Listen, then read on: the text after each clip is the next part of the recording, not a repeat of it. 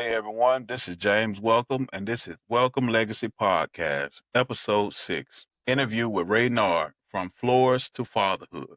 Quote of the day: the greatest remodel starts within. Change your mindset, and you will rebuild your life. In this episode of the Welcome Legacy Podcast, I sit down with my brother Raynard, a skilled handyman, remodeling expert, and flooring specialist who's building a legacy. We didn't grow up in the same neighborhood, but we both know the hustle of the street and the struggle of turning pain into purpose. Reynard's journey is a story of transformation, from navigating hard roads to mastering his craft and leading by example for his kids. If you're a father, tradesman, or entrepreneur trying to create a better path, this episode is for you. This is episode 6. And if this content is giving y'all any value, please like, share, and comment. And also subscribe to the Welcome Legacy Podcast to get updates from us. Episode will be dropping every Wednesday. What's going on, my brother? What's going on, man? Not a whole bunch, man. Just trying to stay positive. Yes, sir. All right. So the first segment we're going to get into is business and entrepreneurship. Question number 1. Raynard, tell us how you got started with your handyman and remodeling business. Yeah, it was just sort of like something that I love to do. I love tinkering with things, repairing things. Just one day I said, turn it into a full-fledged business and kind of went from there. So a hobby turns to a business. Well, yeah, basically a hobby turned into a business. Yeah, pretty much. You can't get wrong with doing something that you like to do because it Yeah. don't be considered a job then. That's kind of like with me with the out here cutting grass and doing the other things I'm doing with the kids because I get to spend time with them and we get to make something look nice. Oh, yeah. Yeah. So That's and most then important. yeah, and then they get out there, they get on the moors and they were like, I cut better than you now. So Dad, you can Yeah, sit that's this what you one want. out. Yeah. They be like, you can sit this one out. Say, dang, so y'all trying to replace me already? But We getting up there. yeah, man. Yeah, they trying to get me out the Yeah. way. Yeah. Yeah, but number 2, what inspired you to specialize in flooring, and what do you love most about the trade? I think that was more customer driven. you know, what the customer, gravitated to kind of took me there. And I end up getting more involved in that particular stage of the business, um, and specializing in it. It's just because it's many different types of flooring, many types of ways that you put it down that, interests me the most, and you can give customers, the most variety of flooring. Which one do generally like they gravitate towards? The right now it's the vinyl plank flooring, Yeah. and Hmm. and it's waterproof, and it's pretty much like a 15 to 30-year flooring. Hmm. So yeah. You ain't got to worry about like termites or nothing like that eating that floor up too. And Oh it yeah. looks just like it. It looks just like regular flooring. Yeah, when you put it down, I mean, you can get a a pattern or a color that just mimics wood 100%, and nobody wouldn't really know it unless, you're walking on it. You can probably, but looking at it from the eye, you know, it looks just like the real thing. Hmm. They also got that kind of like that peel and stick stuff too that looks just like wood. It's durable. Yeah. But it do look nice though, man. That's a big upgrade. But Yep. A lot of people going that route with the waterproof vinyl planks, especially where they got wood subfloors underneath, yeah. so The concrete too. The concrete. yeah. Yeah, it can go on concrete or subfloor. You know, I recommend it to people who have those like uneven floors and one of those Jim Walter kind of style homes where you got the subfloor that's, kind of wavy. You can't really put like a sturdy flat board wood on there. You can, that floor, they nicknamed it like the floating floor because it kind of guides along, glides along with the flooring of the house. So Yeah. With those floors that's on level, they gotta put down that like the little leveling stuff on the floor, right? yeah, yeah, floor leveler. Yep. You know, And then for for the wood, some of the wood floors, and they have to put that backer board down on that too, ain't it? yeah, yeah, door rock, concrete door rock, you know, you have to do kind of a lot of sort of, assortment of Right. things to get it level. That's Mm, what you're trying to achieve. You want it level when you putting down anything such as like tile, ceramic tile, porcelain tile, or, your laminate flooring, hardwood floors. You want it to be level because, anything that's straight like a board, if you put it on something that's leaning down, you step on it, it's gonna pop. So yeah. Even especially with older family members being in the house and the floor is leaning, so it's balancing, evening it off. It makes it more safer too. yeah, Cause in my I lived in Palm Coast. I had bought a house in Palm Coast in 21, and my wife she took up the carpet in one of the rooms, and she wanted to try to put the vinyl plank in the room. So she ripped it all up, and the floor was very uneven. It was very yeah, uneven, and that was in her mom's room.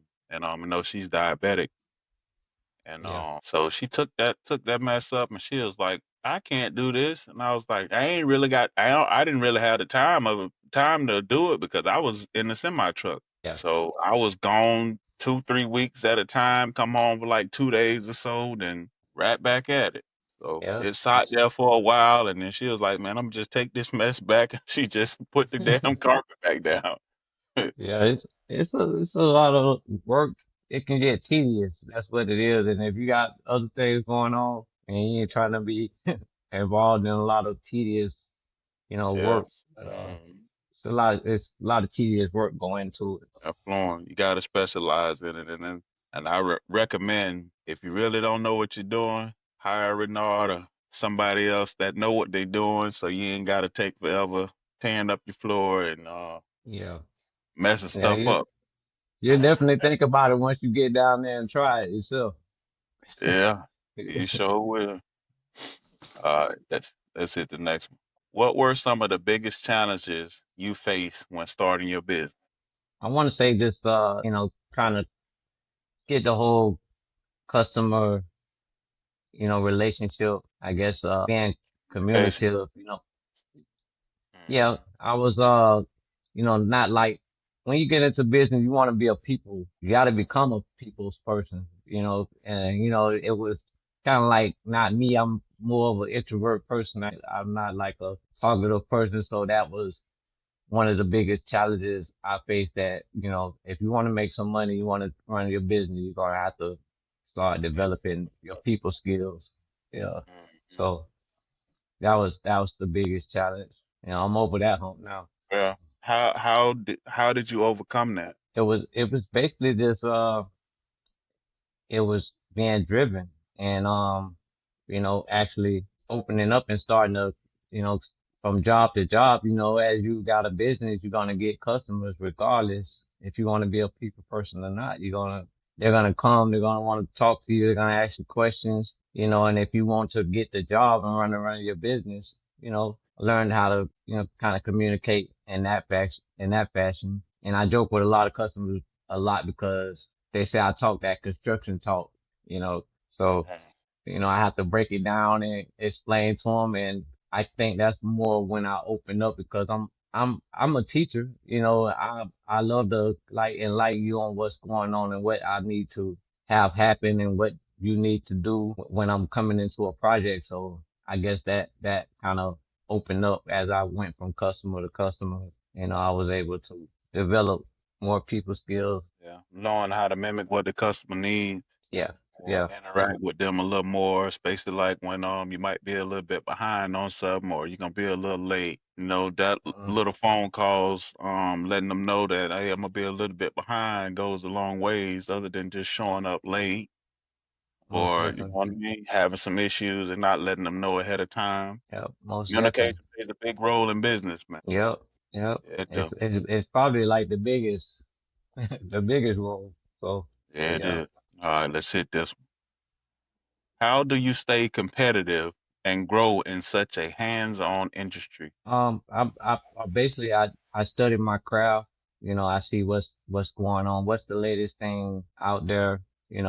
I watch a little HDTV, but I Yeah. basically try to find out what's jumping, what's going on, because a lot of female like customers too.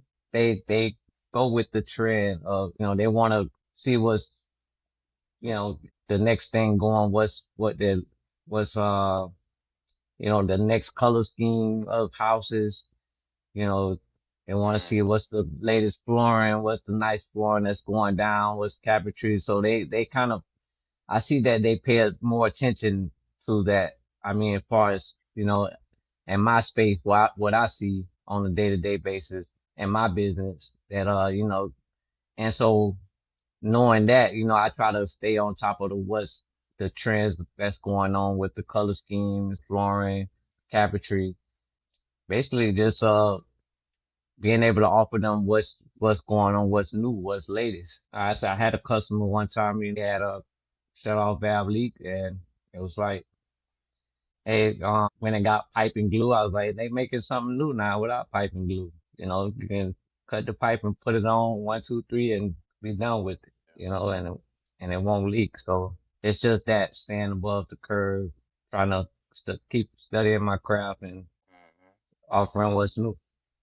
Basically, you analyze the markets, you do the research on what's most relevant, like now in our time, what's more up to date. So you stay Uh-huh. on the top trends of what's going on in your industry. So that's being a leader in your industry, staying above, being competitive and staying above your competition. Yeah. Yeah, all day. Yeah.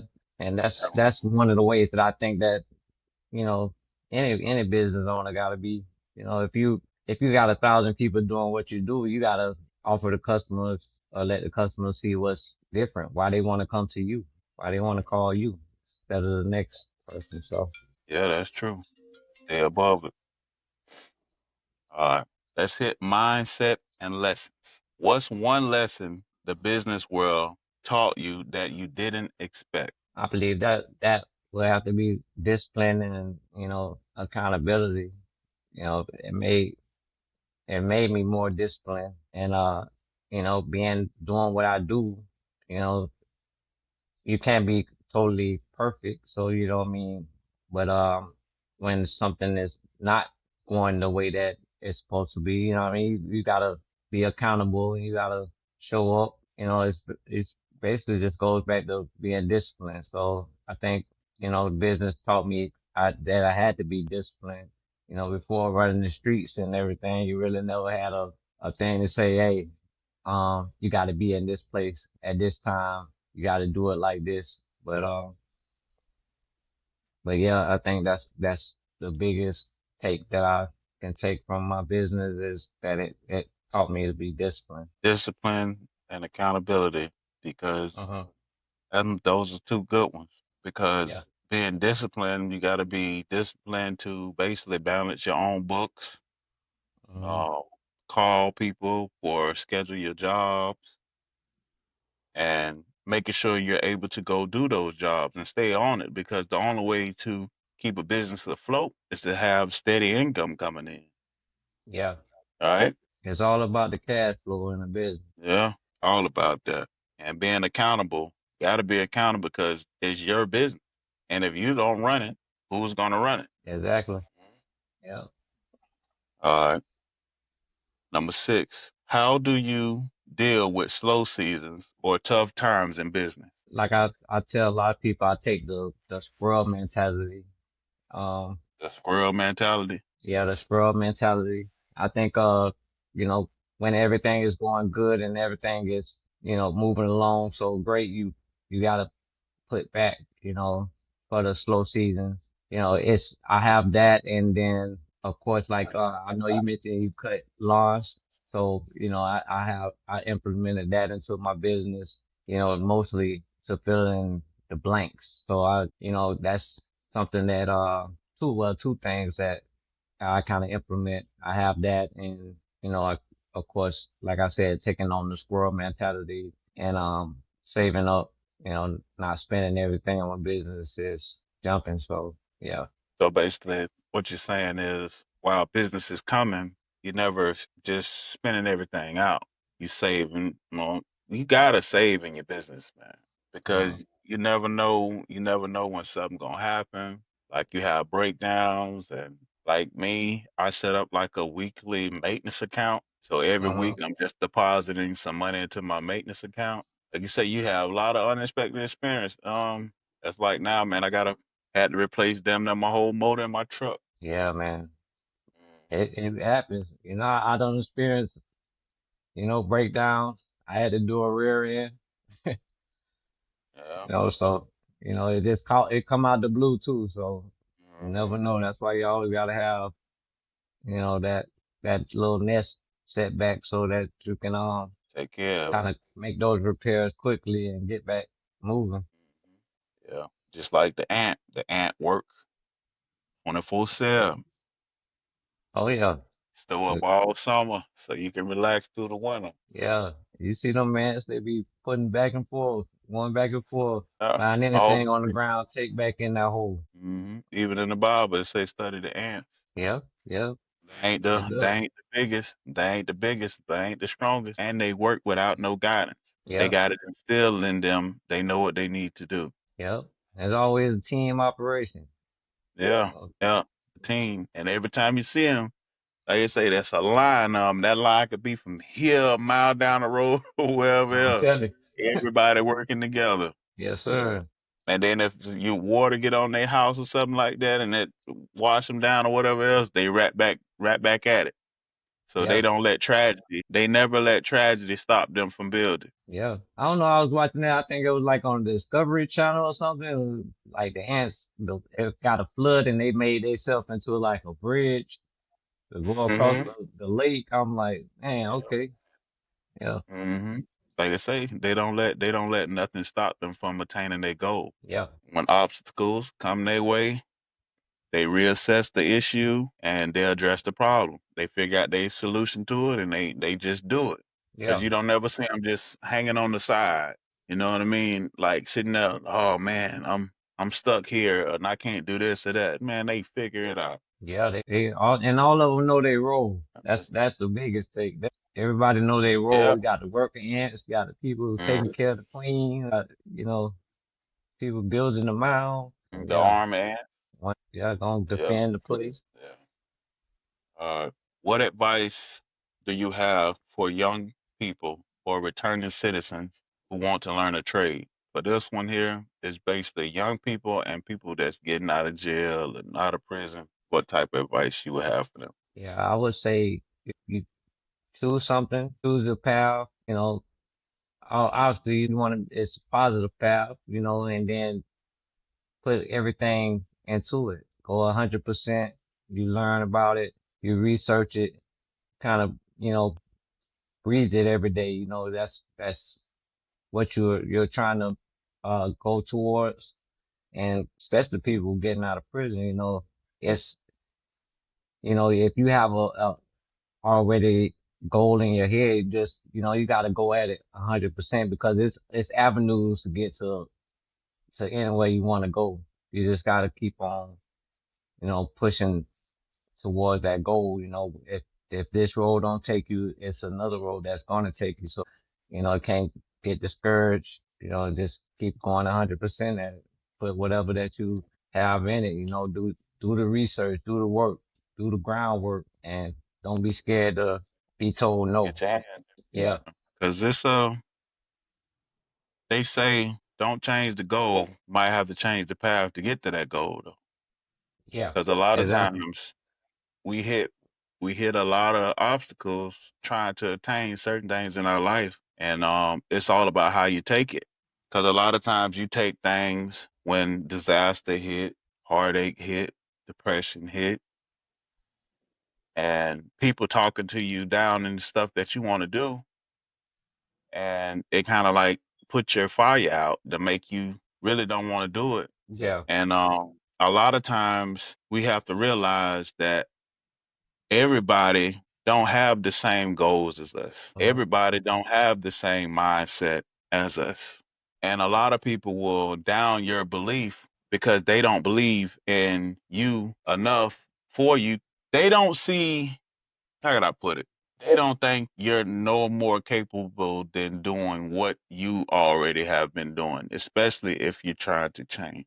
exactly. And that's So why I stayed they, around away from those people, you know. yeah, And I would say this, you know, when I want to say I stayed away from those people, I think that what it was, I didn't voice what I was trying to do to them. I didn't confide in them what I was trying to do, because, I didn't want that negative feedback, you know, and a lot of people don't see the vision that you see a lot of times, and they already gonna let you know that you can't do it. I mean, I don't know if I would have started a business if I would have confided in a lot of people that I probably knew that, and which some of them did try and didn't succeed. I knew that they weren't gonna, you know, people feel like if they fail, they feel like everybody around them is gonna fail at doing something. So I kind of had to go through what I had to go through to start it on my own without having to, try to deal with all of that. out somebody else's information. Exactly. So then when I Yes, you went through the negative points, I didn't have to worry about somebody saying, "Oh, I told you so." I can go through that and skin my knee and get back up and do what I need to do, and don't have to worry about somebody standing on the sideline, constantly with the negativity. Yeah, Mhm. So basically, you just went at it yourself. No matter what, you didn't need nobody else's input. You had already made your mind up. exactly. I already made my mind That's up what that's I kind of wanted what. to do, and I didn't really talk it. I'm like, I'm just gonna do what I need to do. You know what I'm saying? Talking a lot of times drains that whole. It's like draining your cup, because you constantly talking and talking it, but you're not, you know, trying to do the work to Putting bring it action. into fruition. Yeah, they say that in the Bible Yeah, too. They say faith without the works. I try to focus on the work and more than the yeah, talk. you Yeah, ain't wrong for that. Because, yeah. like I say, a lot of people, a lot of people could be your closest family members or whatever else. They don't believe in your goals, or your dream. They don't have the same thing. So, Exactly.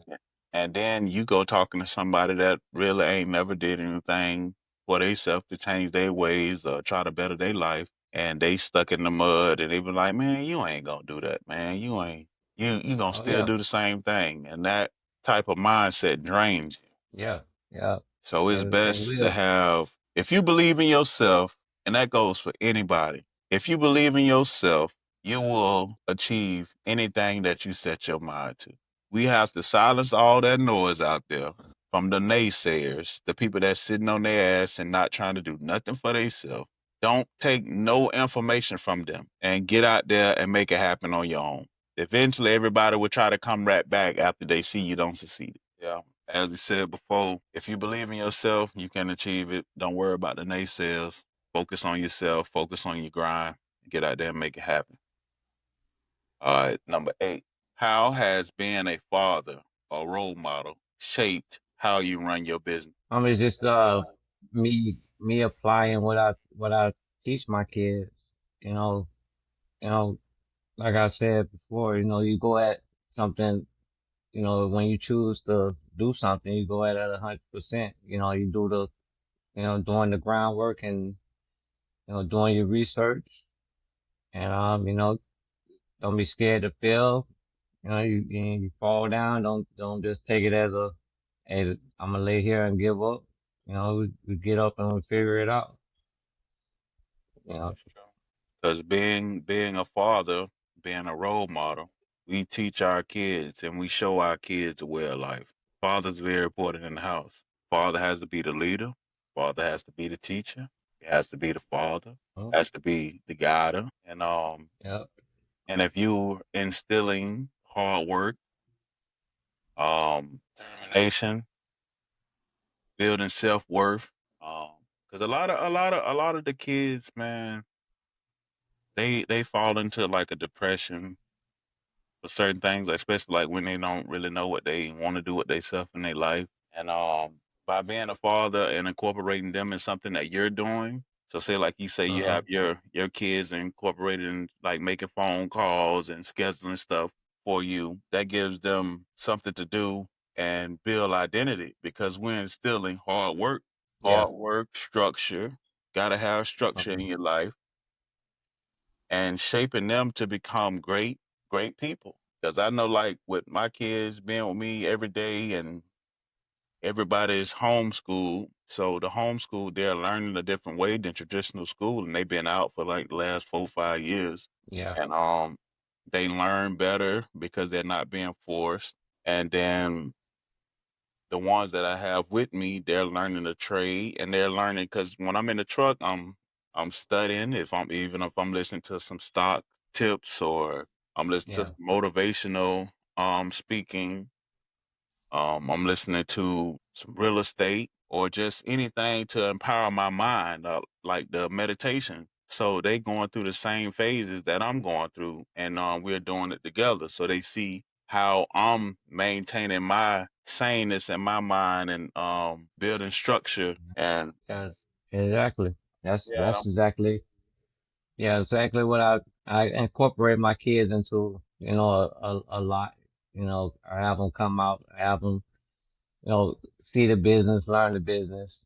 Uh, my daughter does a lot of accounting, answering the phone. It's just so that they can see, you know, what it is. And I think that what people diminish is work ethic, but work ethic is something that you always got to have no matter what you're doing. If you're a billionaire or if you a person that's, you know, making 20 grand a year, you got to have a work ethic to get up and go out and make whatever that you want to do happen. I think that's and getting instilled in them a lot, you know, want to see what how things are actually built and what you got to do to, get from one place in life to another.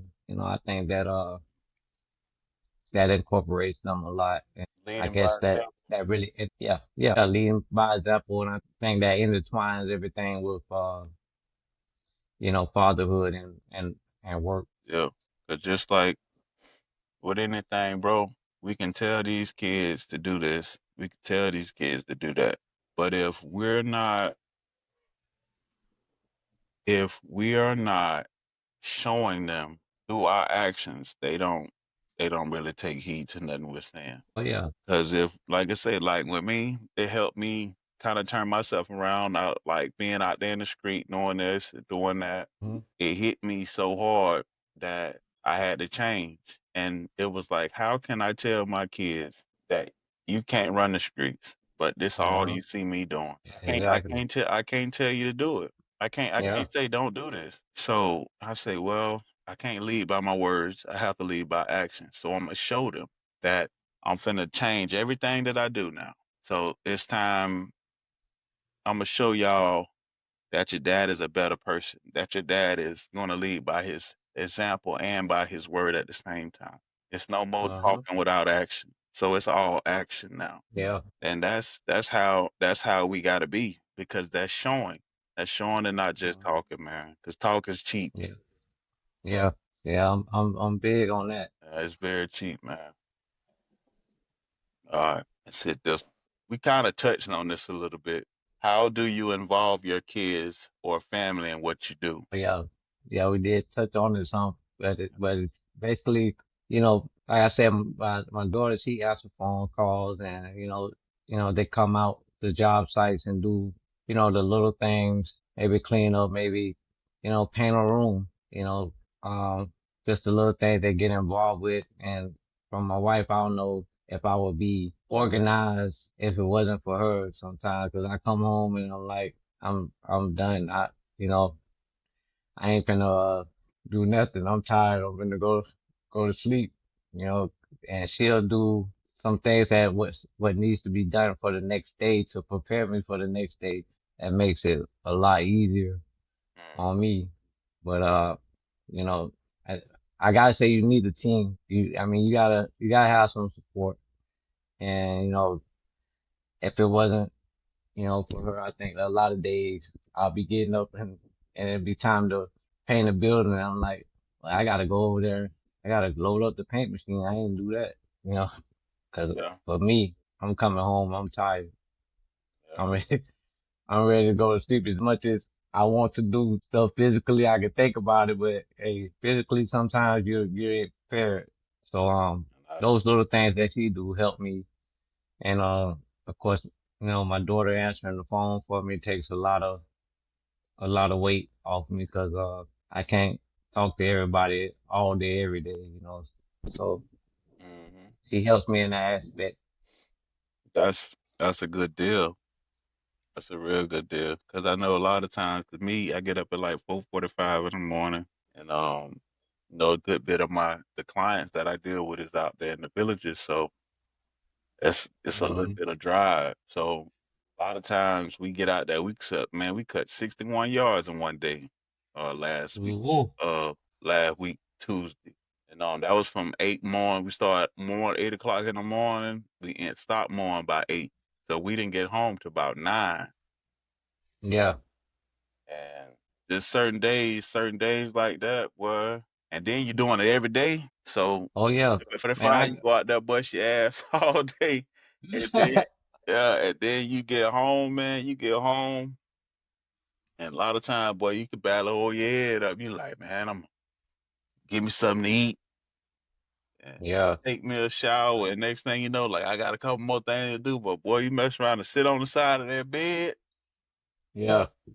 it's a done deal. It's a it's a wrap, man. I'm telling you, you have to be doing it to know it, because it's hard. It'd be easy for somebody to say, hey, this when you get off, go home and you set everything else up for the next day, and it's just not that easy. Your body be talking to you sometimes. Yeah, yeah, it do, And man. I go out and do about four, maybe four, just to fill in the blanks. And I'm done. Yeah, it's I ain't grass cutting ain't my forte.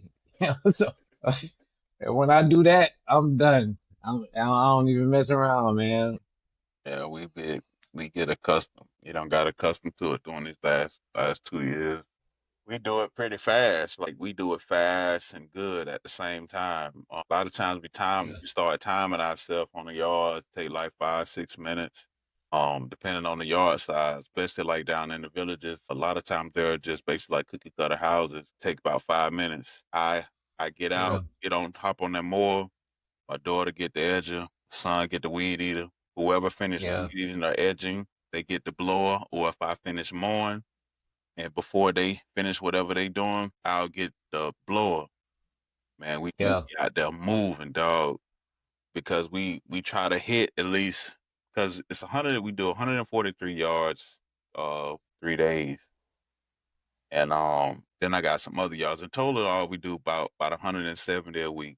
A lot Really? like on a That's a lot, yeah. contract. Yeah, so contracts 143 of them are year round, and then some of my other clients are year round. So it's a steady, you know what I mean, a steady income coming in every Hmm. every week. But you got to get it in though. It ain't no got to pay these bills, Yeah. man. So we got to do what we got to do. Oh yeah, man. You got to get out there and get it. Them bills don't stop. That's one thing. That's a small part of the motivation. Yeah. So with that, Motivation. Get out there and and with that make it being said, happen. that being said, so it's basically like paid on a percentage. So when it's broken down, so out of percentage of every pay, they get paid out of everything that we do. And then when we add every time we incorporate more, I they get paid more every week. So it kind of Uh-huh. works out pretty good. Yeah, that's good, man. And then everything is in house. Huh? Everybody. I said, and everything is in house too. You Mhm. know. Yep. And they learning like they learning everything like Yeah. to the point where if because sometimes I have to take some phone calls like I'm got some scheduled appointments that I gotta hop on the phone or something for like 10 minutes, Uh 20 huh. minutes or whatever else. I'll get in the truck and they be like, well, because I already let them know, hey, I gotta take these 15 minutes of these such and such minutes out. They be like, we got it. And they don't got so Yeah. good within the last 2 years. the yard look just like I cut it because they do it the same way that I do it. That's That's good, the other man. thing with being able to have them out there with me every day and showing them and they're learning. So Hmm. it's a it'd be great, man. We be having fun, be doing TikTok videos and all type of stuff. Yeah, I seen one the other day, man. I said, man, okay, Uh, that's good, man.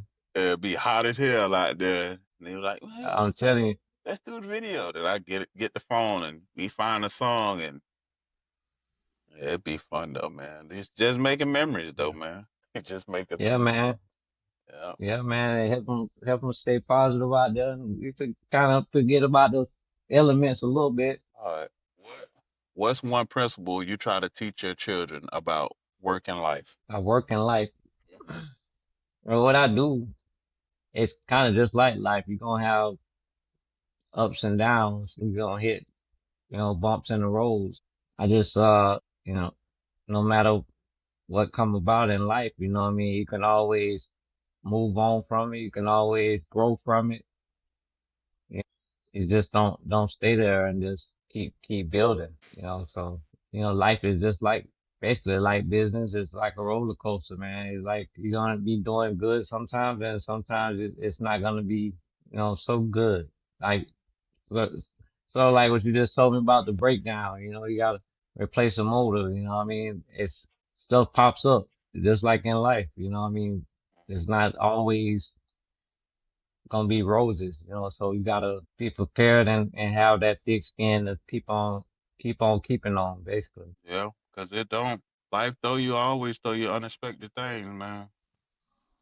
Uh-huh. Always. Cause just like with the dang on truck, I just replaced I had just had to redo the transmission because it hit over 100,000 miles. Redid the transmission and I had to redo the exhaust because I had an exhaust leak. And I just redid the whole damn thing. So that's like 8 grand with the transmission and exhaust system. And I get a lifter tap. It's a 2016 Chevy Silverado with that AMF delete things. They don't have the delete, baby, but basically it switches from 4 cylinder, 8 cylinder to 4 cylinder. So it cut off some of the Uh-huh. cylinders. So with that system in them trucks, it burns more oil, and the lifters have a spring on it. So every time when it cuts them off, it shrinks down to stop the cut off 4 of the cylinders. And it's harder on the motor. So they created something to make it more fuel efficient, but Uh-huh. it's not as fuel efficient and it's hard on the motor. And then the more research I started doing, I'm like, damn, it's been so many people having the same issue out of the truck. And I just hit like 138,000 miles. So I put about 100 on it since I got it. When I bought it, it had 55,000 miles on it. And Uh-huh. my mechanic, he was like, yeah, the lifter's stuck in it. So we just gonna replace all the lifters. So replacing the lifters and one of them stuck in there, he was like, if one of the lifts is stuck in there, they probably don't blew out the bottom of it. And when you blew out the Uh-huh. bottom, it sticks in there. So it kind of like wedge Oh, it at the bottom of it. yeah. And the only way to take it out is to push it through. But to push it through, you got to take the camshaft out. And the sound of it was metal to metal. So it was like if you heard metal to metal on the sound, then it's don't scratch the camshaft up. Uh-huh. So then I had a damn oil pump code. Ooh. Yeah, yeah, Yeah, almost about to rebuild the motor. yeah. So an oil pump code. So he was like, "You got an oil pump code too?" He was like, "Yeah." He was like, "Well, tell you like this: the best thing to do is replace the damn oil pump, put a new camshaft in there, replace all the lifters." He said, when you do that, that's basically like refreshing the motor because that's all they do when they tell you that they're gonna rebuild a motor. Yeah, yeah.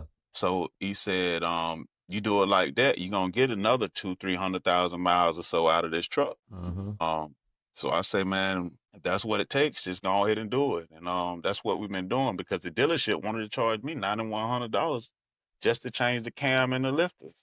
And the Ooh. parts by itself was like 2,000. But they Man, charge it's so much on labor. They charge like $200 an hour for labor times 20 hours, 25 hours, however long they said it is gonna hmm take. They overpriced, man. When you can get the same job done, if you got somebody that's a certified mechanic that's willing to work with you, they get the same shit done for like $3,500, $3,000. yeah. I had an old Ford that went out on me with motor, and it was like 10 grand for the motor. Just for the motor. So I was like, I'm gonna go ahead and get another truck. So I just switched over to GMC. I'm a Chevy guy anyway, but I tried for it. I tried them, but it ain't work out for me. You can't go wrong with a GMC Chevy. None of that because Yeah, GMC makes Chevy. GMC is like the top yeah, of the line, and then Chevy is like the second one. yeah. I still got a little Ford Ranger, but that's only 'cause I got a super deal on them. Yeah. That's for my runaround kit material truck. They ain't gave me no problems yet. Yeah, depending on the Uh, year, man, them was some good trucks. it's that one, that little Ranger is a 10, Yeah, 2010. So it's been doing good so far. You yeah, know, I hate all say that about, I know it's a lot of Ford fans out there, but I like it 'cause it's my little truck, but I'm not necessarily a fan of Ford, yeah, especially after how that 150 did me. yeah, That thing hurt it, boy. yeah, in in the middle of a job too, man. That's when I ain't have a backup truck too. Middle of a job, man. The motor don't went way out on me, man. And they make it so they have all these torque specifications and all this stuff on them. yeah. And it's like It's you different. gotta take it to them. Yeah, it's different. It's different than working on an older car, or older truck, man. Yeah, Cause you basically you can do everything yourself, but these days everything has all these sensors and torque specifications. This got to be 8 pounds. This got to be 6 pounds. yeah, This got to be this. Then the water pumps, cause like the oil pump usually be on the bottom of the motor. Like my Monte Carlo, I got an '87 Monte Carlo. I had to rebuild a motor, and the oil pump is on the bottom of the motor. Chevy, yeah, the Chevy truck, it's on the front of the motor right in front of yeah, the timing chain. So we looking yeah. at to it like, dang, like they don't swap everything around, and all those are just LS blocks. Well, the newer LS blocks that they use for basically all them race cars and everything else. hmm So the block the same, they just change the heads and all that stuff like that. But let's get to this one: growth and impact. What's your vision for your business long term? Basically expanding, going to multiple locations. And I'm tinkering with building, trying to build my first home. That's pretty much my long-term vision for the business is probably growing and getting to more people, going to more locations, and basically trying to venture over into, well, not try, but venture over into, building home. Yeah, so basically you want to expand, have a couple different offices doing the same thing at different locations. Yeah. And I'm right now I'm actually I gotta go in September for, the licensing for, building, being a builder, trying GC. to, yeah. So, I've been studying up on that, I feel like I've been doing it for, 10 years now. So I feel like I got the experience and, the know-how, the knowledge on what to do. It's all about taking the test to make it official. You could do that. So, so yeah, I think from there, then I can look to, you know, expanding more. Yeah, that general contractor license is needed, especially when you're in that business now. Oh yeah, yeah, There's plenty of people that need land. Need somebody to help them build a house on some land. Because all you do is just pull the strings. You can pull the permits and everything else when you get the general contractor license. yeah, yeah. So that's kind of what I'm working on now. Then I got basically people I know. You as a realtor, broker, I got connections and ties with everything to even. to expand. So having network with people that's basically in the same industry is good. That's like I say, it's a lot of contractors out here doing a lot of building, man. I talked to I had seen a house out there in Williston. It's like a 6, 7 bedroom house. But the house looked like it was kind of run down a little bit, like the yard and stuff. And so I figured out a way, you can there's ways to find people's phone numbers, especially with the software and stuff that I be using. And I found him and I called him and he was like, "Yeah, yeah, man, interested in trying to sell." I was trying to get it on the market for him, and so I went to go look at the house, and the house wasn't in bad shape at all. It was Hmm. a concrete block house. It was like 3,900 square feet on 4 acres, and the roof was recently put on there. I think the roof was like 4 years old, and the windows and stuff needed repair. But he built houses. The Hmm. house was his mama house. She had hit the lottery some years back, and just put it in his name. And so I started chopping it up with him. He didn't want to get rid of the house. The house had like a couple years back taxes. He was like, "Man, I ain't pulling your tail and nothing like that because I had somebody that's gonna buy the house and man make like $100,000 off of it." He was gonna sell it because I had that joker locked in. Boy, I finna hit for over 100. Boy, Oh yeah. and he went and paid the taxes. He was like, "Man, I wasn't trying to pull no tail or nothing like that, man. But my mama bought that house, man, and it wasn't nothing but $20,000 to pay the back taxes, man. I'm gonna keep this house in my family." And I was like, "Bro, Yeah. I can't do nothing but respect that." And so we started talking, and he was like, "Yeah, man, what I do, dog, I build houses." Because when he pulled up, he had a bunch of windows on the trailer. And Hmm. it's like, "What you do? You put in windows?" He was like, "Man, I built a whole house." And he basically buy a lot. So say his target is like houses on roads. You don't want them down a dirt road or nothing like that. So right Yeah. off of like a main street. And he find them for a decent price. Go ahead and clear them out. Build a house there for about 170, 180. Sell it for about 300,000. Hmm. And he was like, "Yeah, that's what I've been doing." He don't do as much. He say he do about 4 or 5 a year or so. I was like, "Man, that's a good damn idea." And Yeah. that's what he been doing. And then another guy he put me in contact with, he do 20 houses like that a year, 20, 25 houses a year. Hmm. And they just bought a lots off main roads and they're Yeah, and I want to go that route because it's less hands on too. I mean, you sub out whatever you need to sub out and to build a house. You basically looking at the numbers, kind of like Vivo. How about on a tricycle? yeah, that's that water spigot. Oh, Turning that thing right by the door. But here you go. Number 12. How do you measure success, not just financially, but personally? um, I think success is family, the family and the relationship you have with them. I don't know what you've accomplished, as far as doing what you wanted to do in life and also having that relationship with your family. I think that's more of a success than in financial gain. I think you gotta have your loved ones and that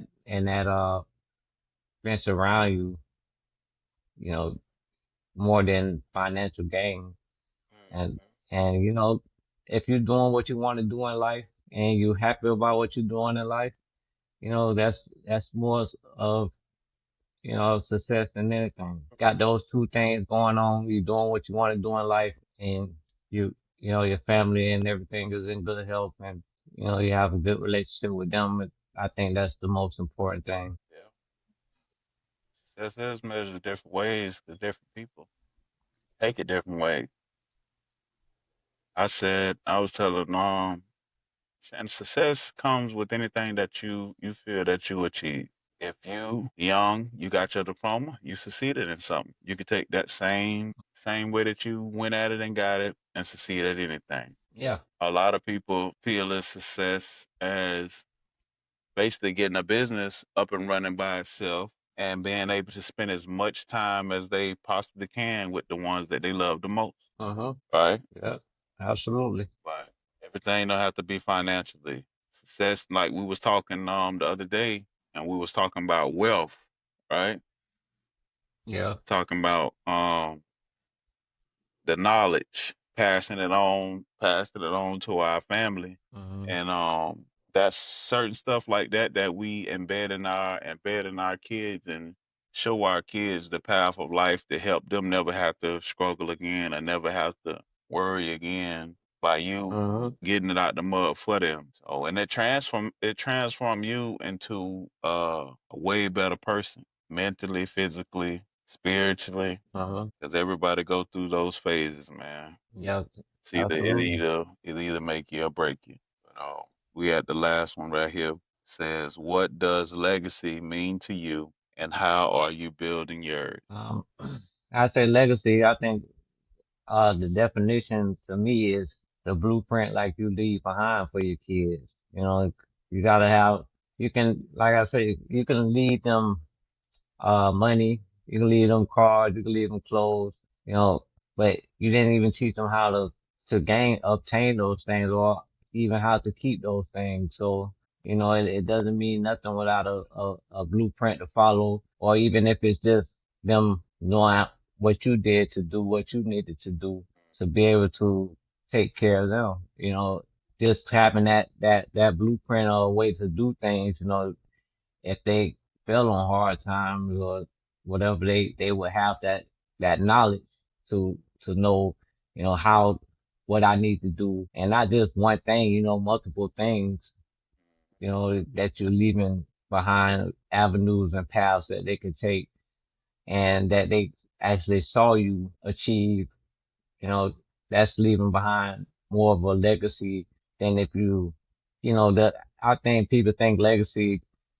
you know, they think that they're leaving behind things and you know but the legacy is them knowing how to build what you built, Mm-hmm. you know. As you said before, you said you said it like this. You said, yeah, you can leave things. Leave things behind. You can leave cars. You can leave clothes. You can leave houses. But you say kids sell things. Yeah, yeah, yeah, I remember mentioning that to her. Yeah, they exactly, they sell things, man. Sell it. I seen it many a times, man. Yeah. Like, hey, parents died, they left me in the house. Hey, I ain't gonna live in it, no, I don't want to live in it. Let's sell it. Mm-hmm. Yep. The house been in the family for 100 years. But yeah, I'm telling you, 20 odd years, 30 years. Like, hey, let's spell it. I don't want to stand there. That's a bunch of bad memories. You don't got your ass tore up in that plenty of time. Yeah, but this has been an amazing episode, bro. All the content. Yeah, Uh, yeah, man. I appreciate you having me, man. Anytime. Man, I want you to come back on here. But legacy means to me, as you said, leaving a blueprint for your family that they can start from ground zero if they choose to and build something up the same way you did it, leaving a trail behind for them to Yeah. follow. or and Hmm. or building a business with multiple streams of income coming in and having a blueprint for them to take it over and to run it the right way and not just sell it. Because a lot of them, like a lot of kids sell things, and Exactly. I would want my kids to run the business instead of selling it and try to create something through generational that can be passed down from generational and build a multi-million-dollar business that generates millions and Hmm. millions and help millions and millions of people with the Hmm. education route, with the business route. And that's why I go so hard because I want to be remembered, not just by Yeah. my words. You Google my name, I want y'all to see that I was a father. I was a creator. I was a leader. I was a teacher. And I showed my family Mm-hmm. that it's a better me and it's a better way of life. And we can get it out the mud if we choose. Yeah. But this has been an amazing episode. This is episode 6, interview with Raynard from Floors to Fatherhood. If y'all are getting any value out of this content, please like, share, and subscribe and comment because we love y'all feedback. Raynard, tell us where they can find your business at. So if they need anybody that's doing any handyman work, flooring, um, let them know where they can reach you at. You can Google Walker Property Preservation. You can go to our webpage at www.walkerpropertypreservation.com and reach us at our 352-233-7311. There you go. I appreciate you, my brother. Wednesday, every Wednesday, 7:30 p.m., we dropping another amazing episode. Thank y'all for watching. So